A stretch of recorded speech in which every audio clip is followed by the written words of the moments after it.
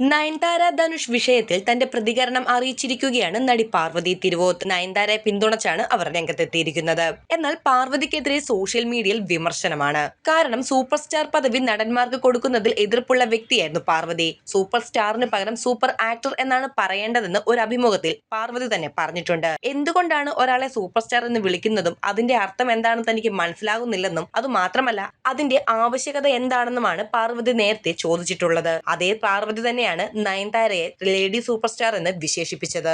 നയൻതാരയുടെ പ്രശ്നത്തിൽ നയൻതാരയെ പിന്തുണച്ചതിന് വ്യക്തമായ കാരണമുണ്ടെന്നാണ് നടി പറയുന്നത്. ഒരു നിലപാടെടുക്കുമ്പോൾ ചുറ്റുമുള്ളവരുടെ പിന്തുണ ലഭിക്കാതെ ഇരിക്കുമ്പോഴുള്ള ബുദ്ധിമുട്ട് അറിഞ്ഞിട്ടുള്ള വ്യക്തിയാണെന്നും ലേഡി സൂപ്പർ സ്റ്റാർ എന്ന് പറയാവുന്ന ഒരു താരം ഇത്തരത്തിൽ തുറന്ന കത്തെഴുതുമ്പോൾ അതൊരു യഥാർത്ഥ പ്രശ്നമാണെന്ന് തോന്നിയെന്നും പാർവതി പറഞ്ഞു.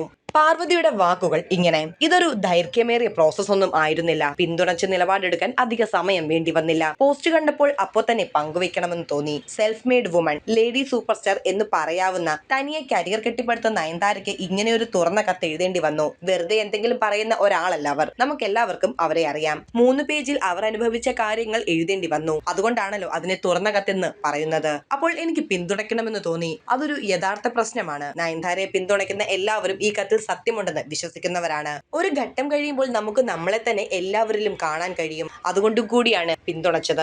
അതേസമയം പാർവതിക്കെതിരെ വിമർശനങ്ങളുടെ കൂമ്പാരമാണ്. ഒരേ സമയം 2 നിലപാടെടുക്കുന്ന സ്വഭാവമാണ് പാർവതി കാണിക്കുന്നതെന്നും ഇതല്ല മുൻപ് പറഞ്ഞതെന്നുമാണ് ആളുകൾ സൂചിപ്പിക്കുന്നത്. ഇതിനു മുൻപ് പാർവതി നൽകിയ ഇന്റർവ്യൂവിന്റെ ക്ലിപ്പ് എടുത്താണ് ഇപ്പോൾ സോഷ്യൽ മീഡിയയിൽ വൈറലാകുന്നതും. തോന്നുമ്പോൾ തോന്നുന്നത് പോലെ പറയുന്ന സ്വഭാവം പാർവതി നിർത്തുവാണെങ്കിൽ ഇനിയും ഫീൽഡിൽ പിടിച്ചു നിൽക്കാൻ സാധിക്കുമെന്നാണ് ആളുകൾ പറയുന്നത്.